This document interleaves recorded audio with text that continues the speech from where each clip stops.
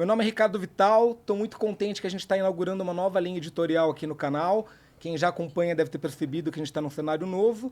E eu estou tendo o privilégio de estar hoje aqui com o Bente, artista independente. Seja bem-vindo, Bente. Obrigado. Obrigado pelo convite. Imagina. Eu queria começar falando, Bente, sobre a infância na Serra da Saudade, né? Que além de ser o nome de uma canção da Falso Coral, tem a ver com a sua história, né? Com a sua infância. Eu queria saber sobre essa formação da sua subjetividade artística, musical. Acho interessante falar da Falso Coral, né? Inclusive porque é o nosso link, né? Sim. Antes do meu projeto solo como Bente, eu tive essa banda que chama Falso Coral. Começou comigo com a Bela, que a gente se conheceu na USP, e aí foi agregando pessoas. Aí o baixista era seu irmão, o Henrique. E uma das músicas da Falso Coral é Serra da Saudade. Eu nasci numa fazenda na Serra da Saudade, em Minas Gerais. A minha família viveu nessa fazenda até eu ter 4 anos de idade, 3, 4 anos de idade. Mas eu tenho uma ligação muito forte com aquela região, principalmente Serra da Canastra também, a região de Bambuí, Itapiraí, todas as cidades próximas ali onde a família do meu pai mora. Tanto é que eu acho que o lugar mais, que eu posso chamar de lar, que sempre vem na minha cabeça mais fixo, que é o lugar que existe e está lá desde que eu me entendo por gente, é a fazenda da minha avó. Eu comecei a tocar viola caipira quando eu volto para lá, já adulto, fazendo faculdade de audiovisual aqui em São Paulo. Na ECA. E um dos meus TCCs foi um documentário sobre a comunidade rural que a minha avó mora ainda, e com foco nela e partindo ali para várias outras vizinhas e o estilo de vida ali da região. E aí o documentário chama Ele Me Chamava de Rosa, e fazendo esse documentário eu achei uma viola caipira abandonada da família, lá na fazenda. E eu falei, quer saber, vou fazer a trilha sonora com a viola caipira. E aí esse foi o meu eureka moment, assim. Você não tocava viola antes? Não, eu tocava, quando era adolescente eu tocava violão e guitarra. Quando era criança eu toquei violino. Uau. Hoje em dia eu não sei nem mais pegar no violino. E que é uma vivência de música que... eu sou muito grato pelos meus pais terem me incentivado, porque é uma família muito simples, do interior, muito interiorzão, assim, cidade muito pequena. Mas desde criança eu sempre tive esse ímpeto criativo, e eu acho que os meus pais me deram essa oportunidade de direcionar para a música em diferentes momentos da vida. Mas a música sempre foi meio que sendo esse lado B na minha vida até 2018, até o meu projeto solo mesmo, que aí virou o protagonista da minha vida. Mas o começo com a viola caipira foi nesse documentário, tanto é que é um documentário que passou muitos anos no Canal Brasil. Hoje em dia está no YouTube, está lá no meu canal para quem quiser ver. Mas assim que eu segurei a viola caipira, que eu comecei a escrever música nela, eu falei, caramba, isso aqui é muito legal. Mas e essa viola que era da família, você sabe de quem que era? De algum avô, tio, primo? Isso foi família parte de pai. Tá. O meu avô tocava muito em Folia de Reis. Tanto meu avô de parte de mãe, mas meu avô por parte de pai também, que morreu muito jovem. Tanto é que o foco desse documentário é que a minha avó mora sozinha há mais de 20 anos.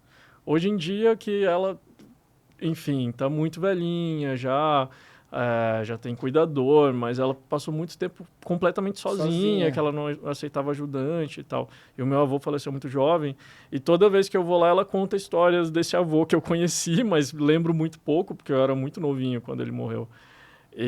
Mas ela sempre fala, inclusive tem no documentário, ele amava festa, ele fazia cada festão aqui. E é isso, né? Tem as Folias de Reis, que são festas muito características do mês de janeiro, que aí junta a tradição cristã, tradição pagã, que são festividades que estão cada vez mais sumindo mesmo do interior do Brasil, infelizmente. Mas eu tenho essa memória muito rica da infância, das harmonias vocais, principalmente, porque são muito impressionantes na Folia de Reis. E aí viola, acordeon, bateria, atabaque, né, tambor. E aí tem essa... Eu imagino que seja uma viola que era do meu avô. Estava sob os cuidados da minha tia. Mas estava lá, Você ainda tem esse instrumento guardado? Não, esse é da minha tia. Estava com ela. Essa coisa que você falou das vozes, em Minas Gerais isso é muito forte, né? E é interessante como essa origem das festas populares acaba se traduzindo um pouco em bandas como o Clube da Esquina, né? E artistas que recuperam bastante essa tradição das vozes trabalhadas, né? Isso é muito, muito bacana. O Milton Nascimento é o maior símbolo disso, né? Porque a voz dele é muito surreal. E apesar dele não ser mineiro, a voz dele evoca muito a Minas Gerais, né? Muito. Acabou virando símbolo disso. Então, se você escuta qualquer gravação de Folia de Reis, você vai ver que as harmonias vocais têm essa coisa que é meio mágica mesmo, né? Meio celestial, né? Que a voz vai lá pra cima e tem umas... É muito maluco, assim, muito, muito bonito. Eu lembro de eu criança escutando nessa região, lá é uma região muito montanhosa, né? Uma região muito de serra, e eu lembro de escutar muito criancinha, assim, e isso me impactar muito. Essa força dessa música, que é uma música muito... É celebratória, né, de fato, mas é muito... mágica quase. Sim. Para quem estranhou o Bente falando que o Milton Nascimento não é mineiro, o Milton nasceu no Rio de Janeiro, Sim. né? E foi muito cedo para Minas Gerais. E o próprio Milton brinca que gato que nasce no forno não é pão ou é gato, né? Então ele não nasceu em Minas, mas de alguma maneira também é, né? E essa força da música mineira, essa magia que você está comentando, acho que é bem presente, né? Na obra dele, de outras pessoas ali do Loborges, do Beto Guedes, que também não necessariamente são mineiros, mas que tem essa ligação através do Clube da Esquina, né? Que tem uma galera mais contemporânea, tipo a Tulipa Ruiz. A Tulipa é de Santos, mas ela cresceu em Minas, ela cresceu em São Lourenço. E a música dela é muito mineira, se você para pra pensar assim. Tem muitas influências ali, tem várias músicas que citam coisas de Minas, cidades e tal. Então, essa coisa meio de Minas como... Essa coisa que abraça, né? Muito, muito. Os mineiros são ótimos anfitriões, sim, né? Coisa muito. Assim. E é incrível como essa coisa dos músicos, acho que o artista ele é um pouco uma parabólica que capta essas influências todas, né? Então, artistas que, como você, já viveram em várias cidades e perambulam pelo mundo bastante, eu acho que vão captando um pouco, né, dessas muitas influências, né? Pra mim, foi muito boa essa virada de encontrar a viola e achar que fazia sentido para mim compor na viola, porque é isso, a viola caipira de 10 cordas, para quem não sabe, é um instrumento brasileiro, tanto é que o nome em inglês da viola caipira é Brazilian Guitar, então, mas não é um instrumento que você pode tocar só música caipira nele, você pode tocar qualquer tipo de música, Claro. E que é muito a essência do meu som, que o meu som vai para muitos lugares, né, para MPB, principalmente para o indie alternativo, mas pop, rock. A Falso Coral era uma banda de folk rock, né, era muito essa pegada assim, bem específica. E no meu trampo solo, eu experimento muito com coisa eletrônica também, e sempre com a viola caipira ali no meio. Então a pessoa pode escutar, talvez não faz a mínima ideia do que seja uma viola caipira, mas talvez ela saque que tem uma coisa diferente. Se cative pela sonoridade, né? E eu acho que para quem entende mais de música, escuta uma música minha e fala, pera, tem alguma coisa aqui que é diferente. E ao mesmo tempo, a viola caipira une tudo, as músicas, por mais diferentes que elas sejam entre si, tem a viola ali como uma coluna cervical de tudo. E o que você falou de captar, de ser antena parabólica, é muito isso. Tipo, as músicas em inglês que eu faço. Se eu faço com a viola caipira, tem alguma coisa de mato ali, tem uma coisa de cerrado. Por mais que seja uma música em inglês, a gente gravou com falso coral em dinamarquês, né? Você lembra? Nossa, deve ter sido Sim, dinamarquês. Né? Acho que deve ser a única música em dinamarquês com viola caipira do universo. Olha só, que legal. E eu ia até fazer uma pergunta sobre essa coisa de cantar em várias línguas, porque também no seu trabalho solo tem coisa em inglês, em espanhol também, se não me engano, né? Tem. E aí, como é para você interpretar em línguas diferentes? Isso afeta para você de alguma maneira, seja na poética, na hora de escrever, caso você vai escrever em outra língua, ou mesmo de cantar? Cara, em inglês sempre foi o mais natural para mim. Porque quando eu comecei a escrever para valer adolescente e tal, eu só escrevi em inglês. Eu acho que teve uma virada para mim quando eu comecei a ouvir essa galera contemporânea nessa época da Tulipa, Thier, Marcelo Genesi. Por muita sorte eu já trabalhei com boa parte dessa galera, né? Pato Fu também. E eu acho que é muito difícil compor em português. É muito difícil compor bem em português. É muito fácil compor bem em inglês. Porque é uma língua que as palavras são curtas, você tem muita referência, né? Então, o mundo inteiro faz música em inglês. Então, eu escuto muita banda da Escandinávia. Tipo, a minha banda preferida é da Dinamarca, é uma banda que chama Mil. E eles escrevem em inglês e você saca que não é um nativo escrevendo em inglês. Isso abre várias possibilidades, porque é estranho, mas é um estranho legal. Para mim sempre foi mais fácil compor em inglês. E aí quando eu começo a escrever em português mesmo, assim, falar, não, eu vou escrever em português um tipo de letra que eu goste em português. Que é ali começo dos anos 010, aí que chega a Falso Coral, né? Quando eu comecei a Falso Coral com a Bela, era meio a meio, acho que tinha bem mais música em inglês, na verdade. E esse foi um exercício que foi indo aos poucos. É isso, para mim eu domino muito inglês e português. Hoje em dia eu me sinto, tipo, não, hoje em dia sou um bom compositor em português. Mas antes eu não me, tipo, até eu chegar nesse ponto, assim, de ver as minhas letras em português e falar, isso tá legal, demorou. Mas, por exemplo, a música em espanhol que eu tenho, que é a versão em espanhol de tango, que eu canto com o Esteban Tavares, que era da Fresno. Sim. Eu tive a ajuda de 2 músicos muito incríveis, do Uruguai e da Argentina, para me sentir seguro que aquilo ali tinha um sentido do que eu estava cantando. Essa música em dinamarquês foi uma palhaçada, né, na verdade.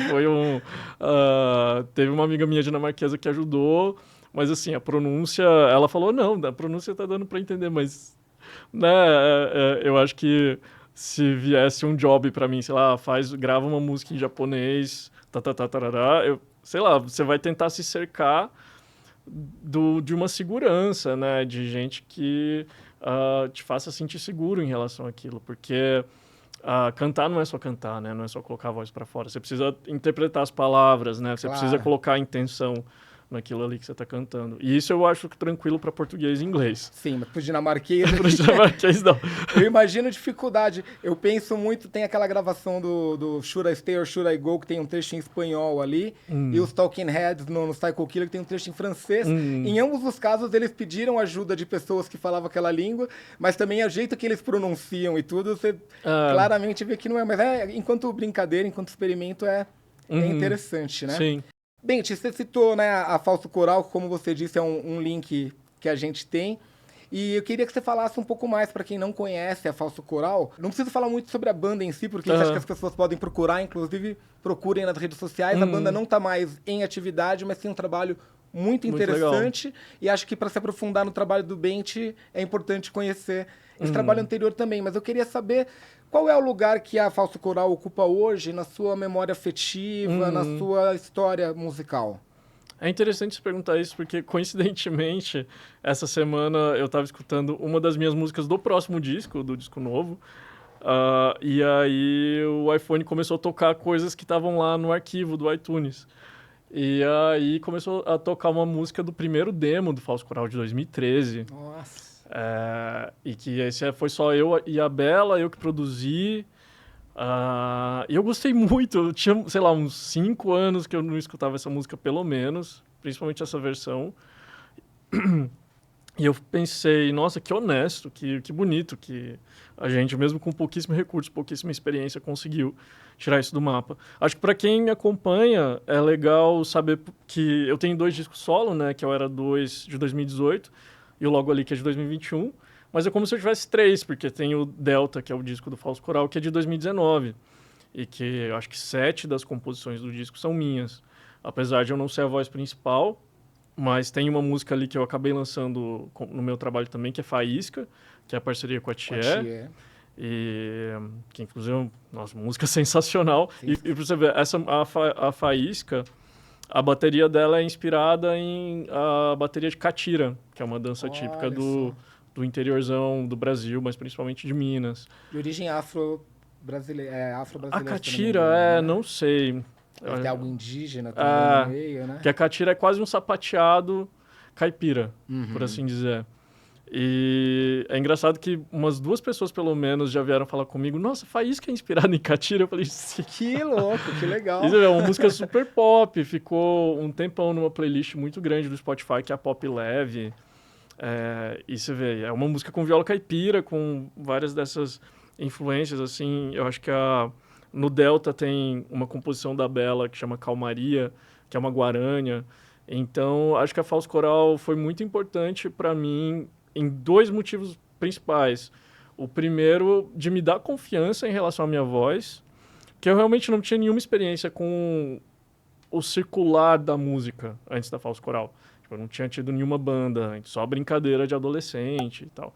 Então, quando a gente lançou nosso primeiro EP oficial, foi 2016, que é o Folia, que eu fazendo assessoria e fazendo booking, a gente teve um resultado muito bacana, que saiu na Billboard, saiu na Rolling Stone, entrou em lista de fim de ano, a gente tocou no SESI, no Sesc. Então, isso para mim, que não tinha uma experiência prévia antes, e eu acho que para todo mundo ali da banda, né, era uma coisa muito, uau, caramba, que legal. E que foi com essa confiança que aí eu cheguei em 2017 e eu passei por um processo muito pesado assim na minha vida, de várias rupturas ao mesmo tempo. E começaram a vir umas músicas muito pessoais, que foram as músicas que deram origem ao Era 2, que é o primeiro disco. Mas aí em 2017 eu peguei pesado com a aula de canto, porque eu não tinha confiança nenhuma com a minha voz até 2017.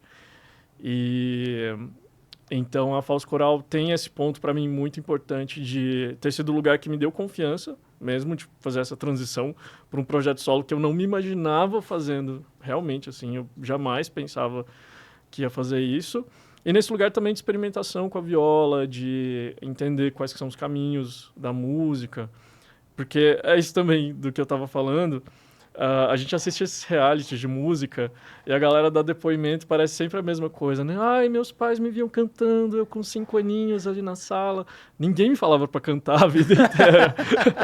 Eu tive essa influência dos instrumentos e tal, mas cantar, ninguém me falou para cantar. O compositor surgiu antes do intérprete, então. Não, o compositor nasceu comigo, basicamente. Isso porque... é muito interessante. Desculpa te cortar, mas é porque a maior parte dos compositores, pensando pelo menos assim, na história do MPB, do rock, a galera começa interpretando, muitas vezes tocando na noite, ou com banda, ou sozinho, e em algum momento vem essa vontade de colocar as próprias coisas, né? Mas então, como você nem tinha essa confiança do intérprete, você entra na música já com esse viés composicional, né? Sim, sim. Foi muito uma necessidade de... Caramba, essas músicas aqui estão muito pessoais, eu que quero cantar elas e quero que seja uma coisa com o meu nome e com a minha cara ali. Porque desde os 4... Eu aprendi a escrever e a ler sozinho com 3 anos de idade. Uau! E aí, com 5 anos, tem uma tonelada de papel lá na casa dos meus pais, que era eu escrevendo coisa. Aí, desde, tipo, sei lá, inventar programa de televisão até escrever música. E eu escrevi muitas músicas quando eu tinha 5 anos para minha cachorrinha que eu tinha na época, que era a Spark. E os meus pais sabem cantar algumas dessas músicas que ainda. Louco! Então, foi muito doido, porque eu passei por esse processo terapêutico recentemente, que os meus pais mudaram de casa e eles falaram, você vai organizar toda a papelada sua que tá aqui. A gente não quer mais bagunça. E tinha coisa desde eu neném, literalmente, até a faculdade. Uau. Que eu, tipo, tava só jogando na casa dos meus pais. Então, foi muito doido passar por esse processo, porque eu vi todos os momentos na minha vida, desde literalmente eu bebê ali, né, 4, 5 anos, até adolescente e tal, que a música tava sempre ali. Eu tava sempre indo e voltando em relação à música. Então, que eu consigo também olhar hoje em dia e falar, caramba, isso não é uma coisa que surgiu só agora nos últimos 5 anos. É uma coisa que estava ali, estava latente, estava querendo aparecer de alguma forma. E essa é uma coisa que eu acho maravilhosa, né? Ao mesmo tempo em que a gente sempre vai se transformando enquanto pessoa, que a gente pode escolher ser pessoas diferentes e virar pessoas diferentes, ao mesmo tempo parece que tem algumas coisas que sempre tiveram ali, né? O pequeno Bente, então, já era um roteirista, já se preocupava com o audiovisual, né? Já... Muito bacana. Eu acho que isso que eu falei dos meus pais também... Eu ter tido a sorte de ter pais que incentivaram meu lado criativo, por mais que fosse um contexto muito árido para isso. Eu estava conversando com o meu irmão recentemente também nessa trajetória de mudança, que os meus pais assinavam o Globo Ciência. E não é porque eles eram ricos, muito pelo contrário, mas porque nós dois tínhamos esse interesse muito grande.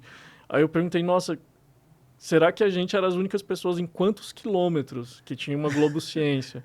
Tipo, o cinema mais perto estava a 50 quilômetros. Nossa! Então, era um ambiente muito árido, né, para criatividade. Então, eu me sinto muito sortudo de ter conseguido ter essas oportunidades, ao mesmo tempo que eu acho que a minha arte reflete esse caminho muito mais árido que eu tive para encontrar com a música e para fazer um tipo de arte que faz sentido para mim. Porque, por exemplo, quando eu entrei na USP, né, no curso de audiovisual, foi o meu maior choque social da vida, porque de repente eu, que era literalmente um bicho do mato. Chico Bento, saindo, eu tinha acabado de trabalhar 6 meses numa mina de nióbio, quando eu entrei na USP, e aí de repente você tá lá com o filho do fulano, e as famílias quatrocentonas, e aí uma galera muito rica que já tinha, sei lá, estudado filme em Nova York, sabe? Tipo, pô, o que eu tô fazendo aqui? Então, ao mesmo tempo que eu acho que toda essa minha trajetória tortuosa reflete muito no tipo de arte que eu faço.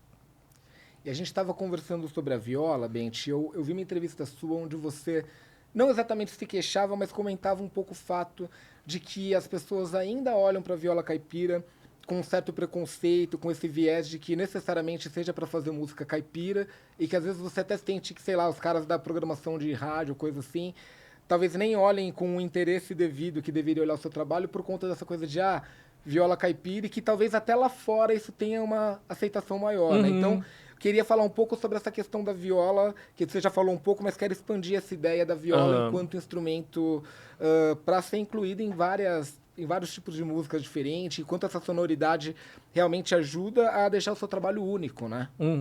Nossa, isso dá muito pano para manga. Vou escolher um caminho, assim, para falar sobre. Porque eu acho que a minha opinião hoje em dia ela é diferente também do que era um tempo atrás. Que eu acho que realmente tem um preconceito muito grande no Brasil quando as pessoas escutam, ele toca viola caipira. O que elas vão achar que é o meu show ou que é o tipo de música que quando você escuta, você vai ver que, nossa, é isso, né?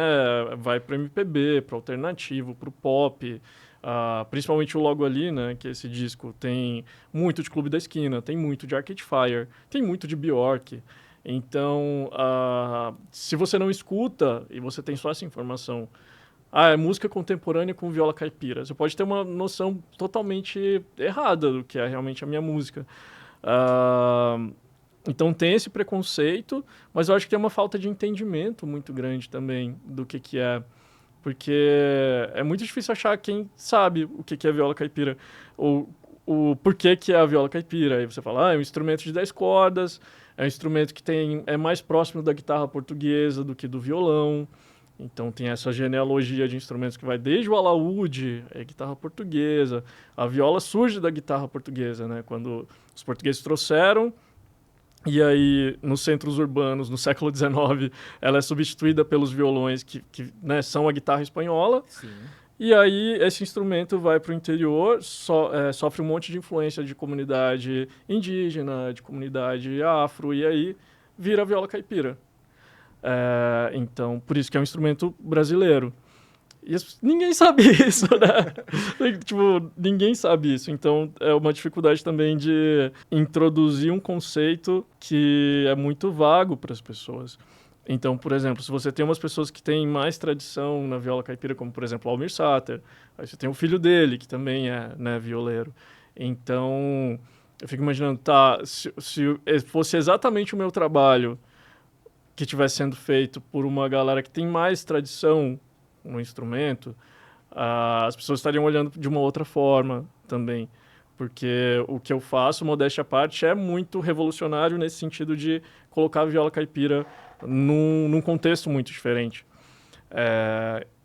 Ainda bem que eu tenho algum reconhecimento em relação a isso, mas eu sei que poderia ser um reconhecimento maior. Ao mesmo tempo também que é isso, tipo, as pessoas não sabem o que é direito. Então, o lado bom é que eu sempre me apego muito pela questão da música em si. Você não precisa fazer a mínima ideia do que é uma viola caipira para escutar minha música e gostar. Se você saca um pouco de música, você vai perceber que o timbre ali é diferente e tal. E isso é interessante quando eu morei em Portugal, que eu falava isso. Lá caipira é um termo muito pejorativo. Então era mais engraçado ainda explicar, mas as pessoas tinham um interesse muito grande, que eu acho que é diferente em questão de sociedade mesmo, tipo de qual música que você faz. o que que é essa música que você faz? Principalmente quando eu conversava com pessoas estrangeiras lá, era muito, nossa, mas esse é um instrumento que só tem no Brasil, mas como assim? Quero ouvir, quero escutar o que que é isso. Enquanto aqui no Brasil a indústria da música está muito nesse lugar do, mas quantos seguidores você tem? Você tem TikTok? Suas músicas, dá para fazer dancinha com as suas músicas? Que, enfim, isso é um outro assunto para mais uma tarde inteira. Mas nesse contexto, que já é super complexo, querer que as pessoas entendam o que que é viola caipira e entendam por que que o que eu faço é diferente, e etc, etc, é bem complexo. Então eu me apego às músicas. Fantástico. E você acha que esse preconceito, ele tem uma mão dupla? Porque assim, a gente está falando sobre esse lance das pessoas que não necessariamente tenham acesso a esse universo da viola caipira e que talvez tenham um estranhamento em ver isso inserido num tipo de música que não é a original do instrumento. Uhum. E pra galera que é da viola caipira tradicional, você já teve algum feedback dos violeiros antigos? Você citou o Almir Sater. Como você acha que essa galera encara o seu trabalho? Vocês acham que eles teriam uma visão de que você está desvirtuando o instrumento e que você está fazendo uma coisa e fala, nossa, o cara estragou tudo? Ou você acha que eles têm a tendência de achar como uma renovação do instrumento e achar um caminho interessante isso que você faz? Eu não sei exatamente, porque os diálogos que eu tive até hoje com o pessoal da viola caipira foi com gente muito interessada e eu interessado de volta. Uhum. Porque tem, por exemplo, nesse campo do fazer música alternativa com viola caipira, tem meia dúzia de pessoas. Então, os diálogos que eu tive com essa galera foram muito legais. Eu acompanho, acho que o meu maior ídolo da viola caipira é o Ivan Vilela. E eu tive a sorte de conversar um pouquinho, de já ter feito um curso com ele, de já ter conversado em alguns momentos, ter mostrado para ele tanto o trabalho da Falso Coral quanto o meu solo. E ele é um querido, ele é muito fofinho. E a parte dele sempre foi muito receptiva. Até porque ele tem trabalhos muito ousados de misturar viola caipira com música mais erudita, com rock. Mas nesse sentido, todos os diálogos que eu tive até hoje foram mais tranquilos, apesar que tem uma brincadeira da polícia da viola caipira, assim. Que é a galera que, se você que te vê fazendo música diferente que não seja caipira, vai bater a polícia na sua porta. Os puristas, né? Acho que tem isso, tem os puristas do blues, também sempre tem. Você conhece o Ricardo Vignini? De nome. Achei que você ia falar Ricardo Correia, mas é Renato Correia, né? O Ricardo, ele tem um trabalho com essa coisa da viola caipira, misturando com rock, que é bem bacana, assim. Ele tem alguns projetos, inclusive, que eles tocam repertórios de banda de rock, tipo Led Zeppelin, assim, com essa roupagem da viola, que eu acho bem interessante também. Recentemente viralizou um vídeo no Twitter, e viralizou mundialmente, que era um cara tocando viola caipira com o chocalho de Cascavel. E aí os gringos, assim, alucinados embaixo, que instrumento é esse? Nossa, isso é mexicano, não sei o quê. E as pessoas explicaram, não, isso é viola caipira, é um instrumento brasileiro, isso é o rattlesnake, né? Tipo, a cauda de cascavel que colocam. E a galera alucinada, então... E aí eu lembro que eu coloquei... eu sou muito ativo no Twitter, né? E aí eu lembro que nesse tweet eu coloquei um link pro meu disco, falando, se vocês quiserem escutar um disco com esse instrumento que parece Bon Iver, Arcade Fire, etc., escutem esse disco aqui. E uma galera veio escutar. Eu acompanhei... Teve até um produtor sueco muito massa, que já ganhou Grammy, que começou a me seguir no Twitter, a gente trocou uma ideia por causa desse meu oportunismo de botar ali o link pro disco num vídeo que estava viralizando de viola caipira. Mas você vê, é uma coisa muito alienígena, quase. Sim. Pra essa galera. Que realmente eles não... Um outro universo, né, mano? Não sabem o que é. E aí é isso, a maioria dos gringos que estavam vendo falava, é mexicano isso é do leste europeu. Não, brasileiro. É brasileiro. Benchi, pra gente terminar esse capítulo sobre a viola caipira, eu quero saber duas coisas. Se você brinca com as afinações, porque eu sei que a viola caipira é um instrumento que, diferente de outros que tem uma afinação standard, ela tem várias afinações no Brasil, acho que isso deve depender também da região, né? Então, queria saber se você brinca com essas afinações. E uma pergunta que é um pouco mais pro lado do humor, assim, mas se você já fez um pacto com o demônio para poder tocar a viola. Tem essa história, né? Que você só vira violeiro. Eu faço muito essa piada em show, que falando isso, tipo, para ser um violeiro bom tem que fazer pacto com o demônio. Como vocês viram, eu não fiz. Então, quando você erra, assim, faz alguma coisa errada. Então, não fiz. Mas eu tenho a cobra coral tatuada, né? Porque uma das coisas que um violeiro precisa fazer, em teoria, é passar a cobra coral no meio de todos os dedos e etc. Tem várias coisas, né? Vários mitos relacionados à viola. E a primeira pergunta foi... Das afinações. Das afinações. Eu já brinquei, não brinco mais. Na época do falso coral eu brincava, tinha músicas com afinação diferente. Cebolão, abaixo. Eu uso só o cebolão mesmo. Na época da falso coral me ferrava muito em show com essas afinações. Nossa, a viola por si só já é difícil de afinar, por ter 10 cordas e por ser um instrumento muito sensível. Então, complicar isso é uma receita pro desastre. E aí, no meu trampo solo, o que eu uso muito é o capotraste, que é isso, a viola no cebolão é um ré aberto. Então, né, você vai mudando o tom, mas para esse próximo disco, a maioria das músicas está só o ré aberto mesmo, para facilitar mais ainda para show.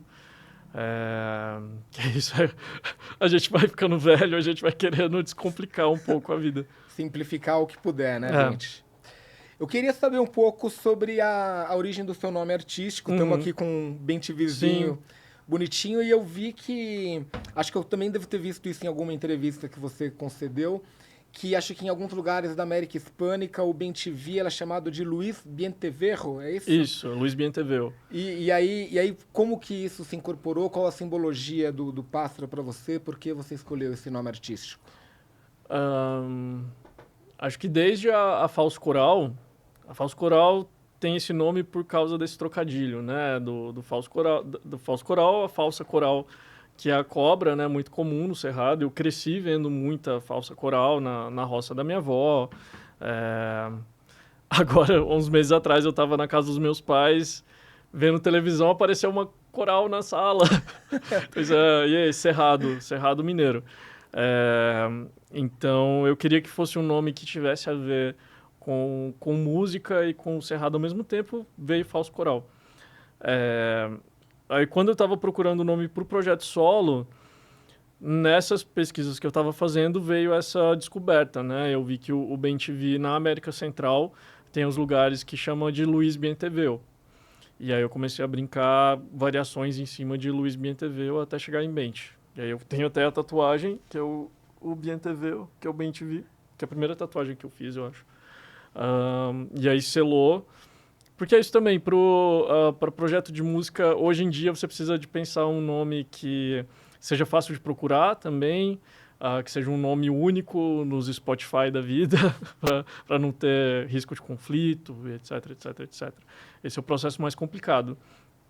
Que eu estava procurando um nome para um projeto que acabou não saindo do papel recentemente, mas eu só desisti. Porque todo nome que eu procurava já tinha. Já tinha. Foi quase por exclusão, assim, foi meio desesperador. E, Bente, me fala uma coisa, você tinha comentado de algumas parcerias que você já fez, inclusive com pessoas que você admira muito, né? Você citou o Esteban, né, que foi da Fresno, falou da Fernanda Takai, acho que com Tui você já fez também coisas, com a Thier, né? Então, tem muitos outros artistas que eu não citei aqui. Aliás, mais uma vez, insisto, procurem o trabalho do Bente nas redes. E queria que você falasse um pouco de uma maneira genérica mesmo sobre como foi para você encontrar essas pessoas que em algum momento elas eram apenas ídolo e agora elas são colegas de trabalho, muitas vezes colaboradoras e parceiras também. Eu acho isso muito mágico. Principalmente, como eu falei antes, eu não sei desse contexto artístico. Eu sei de um contexto totalmente fora, né, do interiorzão de Minas. De repente estou aqui em São Paulo, então eu crio essa trajetória. Então, todas essas parcerias que eu tenho, as pessoas toparam porque elas abriram o coração para o que eu estava querendo mostrar em relação às músicas e porque gostaram das músicas também. Por exemplo, a Fernanda Takai, eu lembro que a primeira mensagem que ela mandou logo depois que eu mandei Quando o Sol Sumir para ela foi: que música linda. Uau! Então, assim, tipo, pô, eu sou fã de Pato Fu desde criança, cara. Então, assim, é muito... Isso é muito mágico. E, de novo, eu volto para a mesma questão de me apegar à qualidade das músicas. Então, viola caipira, pararará, música, primeiro, né? Acima de tudo, o que que essa música tá querendo falar, o que que ela é, de fato. Então, é isso, nenhuma das pessoas que fizeram parceria comigo tinham alguma obrigação, entre aspas, de fazer parceria comigo. Então, por exemplo, no primeiro disco que tem o Johnny Hooker, a Tuyo, a Natália Nó, o Johnny eu já conhecia de antes, mas ele é super cuidadoso com a obra dele, ele tem pouquíssimas participações especiais, a Jalu também. Pô, é muito difícil gravar com a Jalu, então a Tuyo, eu lembro que a Tuyo, no mesmo dia que elas gravaram Outro, que é a última faixa do Era 2, elas não moravam em São Paulo ainda, elas estavam em São Paulo e tinham gravado também a Flamingos, do Baco Exu do Blues, Uau. que foi uma música que deu uma grande reviravolta de Sensacional. carreira para elas. Então, é isso, eu sou muito grato a todas as pessoas que abriram o coração para mim para construir essas parcerias. O Logo Ali é um disco de muitas parcerias. Tem as 5 participações especiais, né, que são a primeira coisa que você vê assim no disco, mas dentro dos músicos, dos produtores, compositores, tem muita gente. Até porque foi um disco feito nesse contexto da pandemia, então eu tive um tempo estendido. É um disco que tem patrocínio da Natura, né? Foi um projeto que venceu o Natura Musical. Então, foi um projeto que eu fui colocando essas pessoas à medida do que fazia sentido delas ali para construir esse universo do disco, que é um universo sonoro muito complexo, né? É um disco grande, assim, cheio de camada. Aí, por exemplo, para esse próximo disco, eu estou voltando para um lugar mais meu, assim, em relação às composições. As composições são quase todas minhas, 100% minhas. E as parcerias um pouco mais ambiciosas no sentido de olhar mundo mesmo, sabe? Já tem um possível nome esse novo trabalho, Bent? Sai esse ano com Sai. certeza, né? Você já tem alguns nomes tudo. em vista? Consegue dar um spoilerzinho pra gente? Não? Nenhum. Tudo bem. Pensando nos projetos futuros agora, né? Além de eu querer que você fale um pouquinho mais sobre o disco, embora você ainda nem deva saber tudo, né? E Clara, manter um pouco de mistério também, mas me contar um pouco mais sobre esses projetos. Eu sei que em 2022 e 2023 você não lançou discos, álbuns, né? O Logo Ali é do final de 2021. Isso. Né? E aí queria saber da sua expectativa para esse novo trabalho.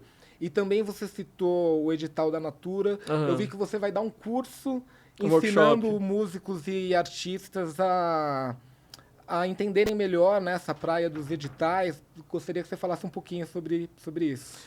Esse workshop ele é focado no processo de criação do Logo Ali, desde a construção do projeto, que foi o projeto que ganhou Natura Musical, passando pelo planejamento do disco, pela composição das músicas, pelo processo de gravação, essa logística que foi juntar toda essa galera, muita gente, o lançamento, que foi um lançamento ali no meio da pandemia, tipo, no período que estava acabando, então foi bem caótico, mas, enfim, teve resultados muito incríveis, saiu, né, nessa edição em vinil aqui, que já está esgotada, saiu em CD também, já está com mais de 1 milhão de plays no Spotify, entrou na lista da PCA de melhores discos do ano, entrou na lista das listas, que é uma compilação de 120 listas. Então, teve um resultado muito positivo, mesmo sendo feito num momento muito caótico. Então, o workshop é esse olhar detalhado em aspectos técnicos e criativos do processo de criação. Esses últimos 2 anos eu fiquei muito focado em trabalhar o Logo Ali. Mesmo com muita dificuldade, eu consegui circular até que bastante o show. Toquei em Portugal com ele, fiz 4 shows em Portugal, inclusive 2 shows em Lisboa que esgotaram. Então, tipo, legal. Tá fazendo, inclusive, agora 4 anos de quando eu toquei em Buenos Aires, que foi um show esgotado também, em janeiro de 2020. Que bacana. Que aí foi do primeiro disco, né? E esses últimos 2 anos foi muito foco no Logo Ali. Eu lancei 2 parcerias com um músico húngaro que chama Christoph Hayos. Ele foi líder de uma banda muito massa, que chama The Abandoned Trees, chegou a concorrer ao MTV EMA. E ele, segundo ele me descobriu porque ele viu o clipe de Samba, que é música do Logo Ali, em parceria com a Voix. Ele pirou com um clipe de samba, veio me seguir, pirou com as minhas músicas e tal. E aí a gente fez muita coisa nesses últimos 2 anos, gravou 2 músicas juntos. E eu dirigi um clipe para ele também agora, recentemente, que foi muito legal. E final do ano passado eu lancei a versão instrumental do Logo Ali nas plataformas. E junto com essa versão instrumental eu lancei o clipe de Livramento para encerrar esse ciclo do Logo Ali. E nesse tempo inteiro eu fiquei totalmente frito escrevendo o próximo disco. O que eu posso adiantar de spoiler é que é um disco que foi todo escrito no litoral, Rio, Bahia, Portugal e Inglaterra. Uau! Então ele é um disco Interatlântico. muito... Interatlântico. E aí tem muita música, então eu tô nesse processo muito doloroso agora de selecionar as músicas. Já comecei a gravar, já tem música pronta. Então, a minha casa hoje em dia, eu estava falando pro meu roommate esses dias que se você achar essas folhas aqui espalhadas, não repara, isso recolhe em um lugar, porque eu tô na fase de decidir a ordem da tracklist. Então eu pego um papel, arranco e começo a escrever. Assim. Que é isso, as letras, já está tudo escrito, as letras já estão prontas, etc. Então agora já comecei a gravar. Então vai chegando na hora que ele comece a existir, de fato. E esse é um momento muito doloroso. Eu sempre brinco que parece tipo um The Last of Us, que tem tipo um cogumelo gigante na minha cabeça, que é esse disco, que ninguém vê, só eu vejo. Só eu tô carregando o peso desse disco que só existe na minha cabeça.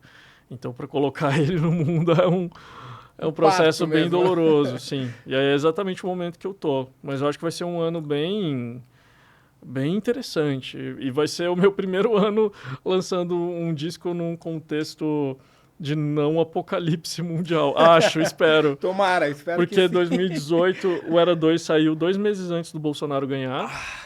O Logo Ali foi um disco feito e lançado durante a pandemia. E com o Bolsonaro ainda. Então agora esse é um disco que eu tô assim, tipo, nossa, não tem nenhum cataclisma para acontecer. Então, tipo, espero que continue assim, um mínimo de paz. Um pouco mais de calmaria, né? Me chamou a atenção essa coisa da versão instrumental do Logo Ali. Por que você decidiu lançar uma versão instrumental do álbum? Por 2 motivos. Porque muita gente, desde que o disco saiu, me fala que é um disco muito cinematográfico. E, de fato, os arranjos são muito grandes, né? Tem muita corda, muito sopro. É bem filme mesmo, né? É muito megalomaníaco. Então, quando eu lancei nas plataformas, eu falei para todo mundo, essa é a trilha de um filme que ainda não existe. Então, para as pessoas escutarem, prestando mais atenção na parte instrumental, para criar mesmo seus próprios mundos e também para focar no meu lado de violeiro. Então, é um disco que é com as minhas composições, sem a minha voz, mas tem a minha viola ali, claro. E eu sou compositor de tudo. Então, eu já fiz algumas coisas de trilha para cinema e para série, mas é uma coisa que eu tenho vontade de fazer muito mais. Então, isso é uma coisa que eu acho que eu estou construindo os primeiros degraus agora e que eu acho que essa versão instrumental do Logo Ali é um tijolo muito interessante nisso. Que eu acho que daqui 10 anos vai ter gente escutando essa versão instrumental e, nossa, isso aqui cabe nisso aqui. Né? Pode encaixar em absolutamente qualquer trilha sonora. Bente, você tinha comentado sobre as premiações várias que os seus discos receberam, né? Tanto seus 2 discos solo, quanto o disco da Falso Coral, eles apareceram em várias listas, revistas importantes. Algumas personalidades importantes já conheceram o seu trabalho, acho que Felipe Neto uma vez recomendou ele. O quão importante para você é esse tipo de reconhecimento, tanto de pessoas, sejam artistas ou não, mas de pessoas que são famosas, quanto dessa questão do prestígio de sair numa lista, numa Rolling Stone, numa lista das listas, o quanto isso é importante ou não, né, para você enquanto compositor e pro trabalho como um todo? Esse é um terreno muito arenoso, né? Esse das listas, do reconhecimento, porque, por exemplo, eu não sei quando vai ser exibido o podcast, mas hoje a Pitchfork praticamente acabou ontem, que é talvez a publicação internacional mais importante de música, mais prestigiosa, que é com os melhores reviews e tudo. Eu cresci lendo Pitchfork. Então, ontem a Pitchfork meio que acabou, eles demitiram metade do staff e redirecionaram a galera, enfim, caótico. Então, o que é o jornalismo cultural hoje em dia? Tipo, é um terreno que já está há muitos anos sendo bombardeado de todas as formas. Por exemplo, uma das pessoas que mais incentivou e curtiu Logo Ali foi o Zeca Camargo. Ele fez um vídeo de mais de 4 minutos falando só sobre o disco pro Instagram dele, fez matéria.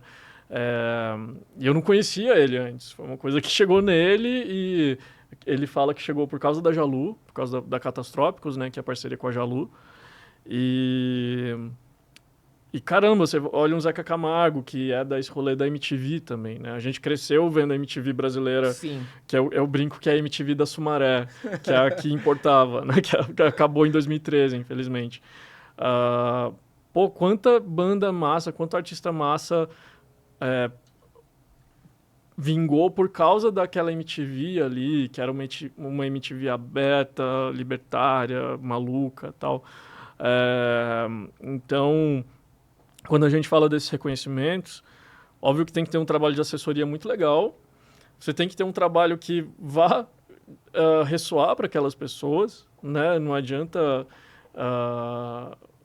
fazer uma coisa que não tem espaço onde ressoar, né? Ali, tipo, sei lá, a cantora pop X gastou 2 milhões de reais no disco dela e ela acha extraordinário, mas os críticos vão achar. Se não for extraordinário mesmo, eles não vão achar. Se for, eles vão achar. Então, acho que são reconhecimentos importantes, como qualquer um, né? Para você meio que falar para as pessoas, o que eu estou fazendo é bom mesmo. E tem gente que está legitimando o que eu faço. Acho que no campo da legitimação é muito importante, mas não construir a carreira em torno disso, depender disso.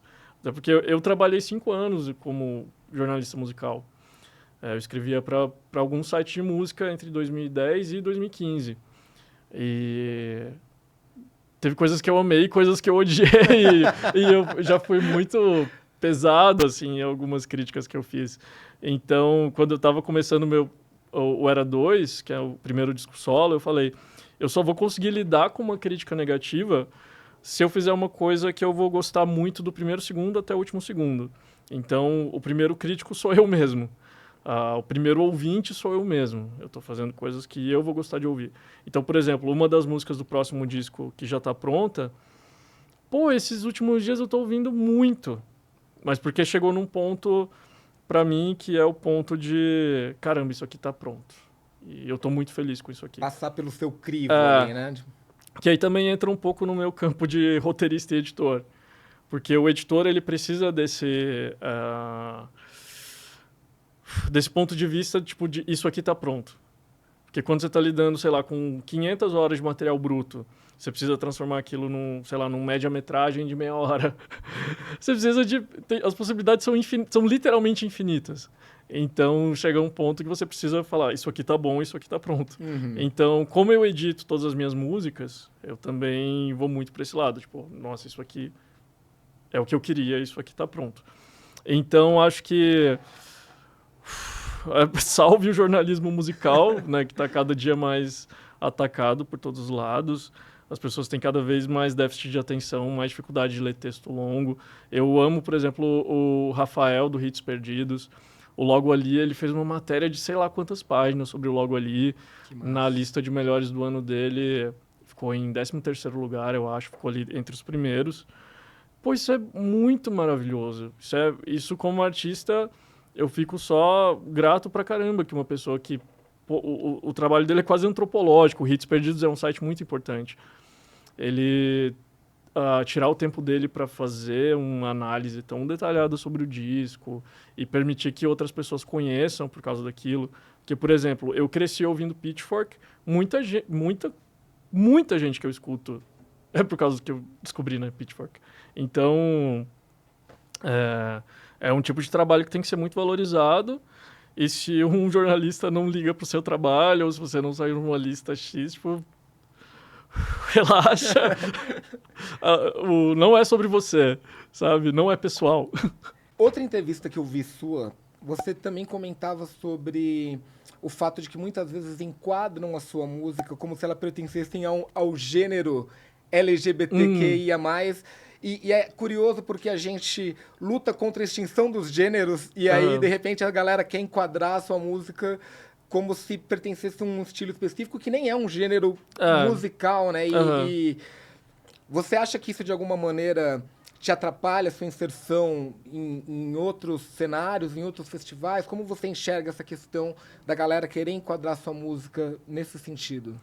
Eu acho que essa atitude, né, de tentar colocar nessa caixa tem dois caminhos. Um caminho é um caminho valioso, que precisa, por exemplo, o Spotify precisa continuar tendo playlists do tipo, Orgulho Tropical, né, que tem uma que tem, que é só com artistas LGBTQIA+, porque é um lugar seguro. Ao mesmo tempo que precisa dar um jeito de incluir esses artistas em outros lugares. Então, ali vai ter todos os gêneros. Então, pegar o artista pop, colocar na playlist pop. Pegar o indie, colocar na playlist de indie. Que eu acho que são esses dois movimentos. É importante, por exemplo, ter festival voltado tanto para artista LGBTQIA+, quanto para público LGBTQIA+, que nem vai ter o Hop Pride agora. Mas é importante que os festivais, no geral, tenham artistas LGBTQIA+, no seu... ali no line-up. Tanto é que agora a gente teve o Primavera Sound, né, no final do ano, e um dos shows nacionais mais comentados, mais elogiados, foi da Felipe Cato, que é uma mulher trans. E ela tá com um show sensacional agora, um dos melhores shows que eu vi ano passado, um dos discos que eu mais gostei ano passado, que é o Beleza São Coisas Acesas por Dentro. Então, acho que é esse movimento de ter esses lugares que são lugares seguros, mas que não podem virar um lugar de exclusão.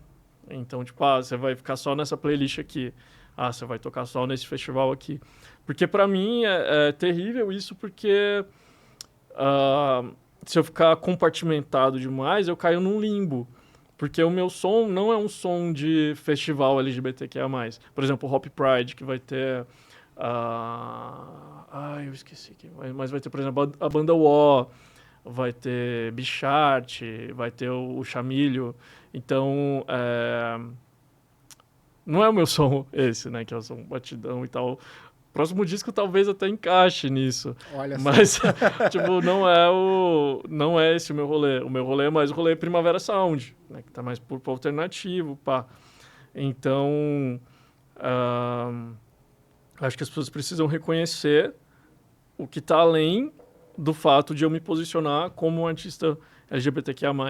Que isso tá na minha música, porque não tem como não estar, porque eu me posiciono, né, desde o primeiro single. Tem muitos artistas que deixam para se posicionar no segundo, terceiro disco, ou nunca se posicionam, cada um com a sua trajetória. Mas o fato de eu ter me posicionado, sim, sofri já muita homofobia, já passei, tipo, já ouvi de programador de festival que, tipo, esse som é gay demais pro festival. Então, tipo, ao mesmo tempo que você conhece a minha música, você sabe, tipo, se isso é gay demais, então, caramba, o que será menos gay, o que será muito, né? Enfim, então a gente vai meio que aprendendo a caminhar, né, nesse mundo. Mas eu acho que a gente está, hoje em dia, numa posição bem melhor do que estava antigamente, em relação a reconhecer a diversidade, a reconhecer a representatividade. E acho que a gente está nesse outro momento graças a muitos artistas como você que se posicionam dessa maneira, né? Muito bacana. Acho que principalmente da década passada, você tem o Thiago Petit, o Johnny Hooker, as Bahias, que dessa galera contemporânea assim, foram pessoas realmente muito importantes para estabelecer o que a gente está vivendo hoje em dia. Quero agradecer a toda a galera da Geração X que possibilitou a gente gravar essa entrevista com essa qualidade de imagem e de áudio. Agradecer o Gabriel, que é a pessoa que estava com a gente hoje aqui na técnica de som. E agradecer, claro, ao Bente. Querido, muito obrigado. É um prazer muito grande que um amigo, um artista independente tenha topado vir aqui nessa primeira edição desse novo formato do canal. Estou muito contente que tenha sido você. Eu agradeço demais o convite, adorei o papo. Para quem não conhece meu som ainda, fica o convite para escutar minhas músicas em todas as plataformas de streaming, nas redes sociais. É só procurar Bemti, B-E-M-T-I, em todas elas. E esse ano tem disco novo, estou muito empolgado com esse disco e vamos nessa. Maravilha, querido. Muito obrigado. Vamos fazer um som? Bora fazer um som. Então vamos lá. 1, 2, 3 e...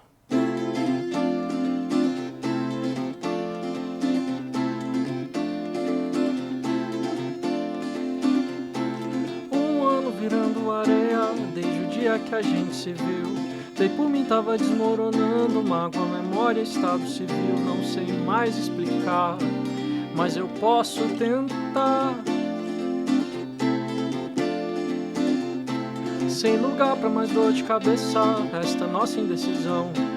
E se a sua camisa emprestada vira pijama ou pano de chão? Não sei mais explicar, mas eu posso tentar.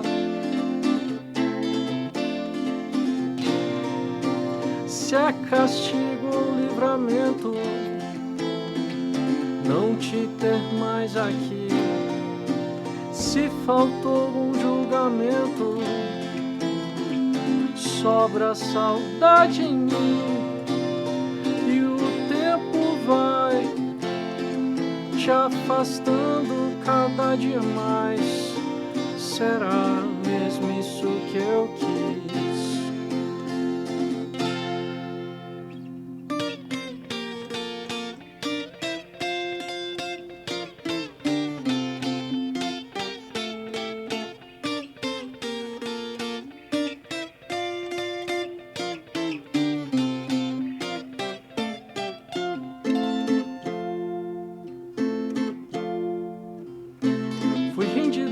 Mensagem, 7 horas no portão. E eu que não me arrependo de muito, me vi correndo atrás de um perdão que eu não posso mais ter, mas que eu posso tentar. Se é castigo ou livramento não te ter mais aqui, se faltou um julgamento,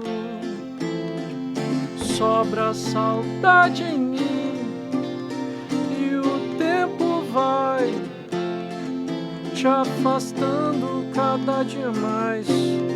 Será mesmo isso que eu quis? 1 ano virando areia, 7 horas no portão. E se a sua camisa emprestada vira pijama ou pano de chão? Ela vira pijama. Ela vira pijama ou pano de chão, ela vira pijama. Ela vira pijama ou pano de chão, ela vira pijama. Ela vira pijama ou pano de chão, ela vira pijama. Ela vira pijama ou pano de chão.